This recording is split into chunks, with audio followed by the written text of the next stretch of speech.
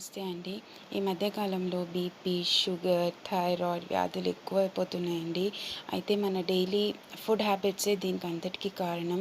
పూర్వకాలంలో మంచి మంచి ట్రెడిషనల్ ఫుడ్స్ తినడం వల్ల వాళ్ళు చాలా హెల్తీగా ఉండేవాళ్ళు. అయితే ఈ మధ్య అన్నీ పొల్యూటెడ్ ఫుడ్ తినడం వల్ల మనకి మోకాలు నొప్పులు కూడా ఎక్కువైపోతున్నాయి. అయితే జొన్న రొట్టెని చాలామంది చేసుకోవడం కష్టంగా ఫీల్ అవుతుంటారు. చేస్తూ ఉంటే అలవాటైపోతుందండి. ఈజీగా ప్రిపేర్ చేసేయొచ్చు.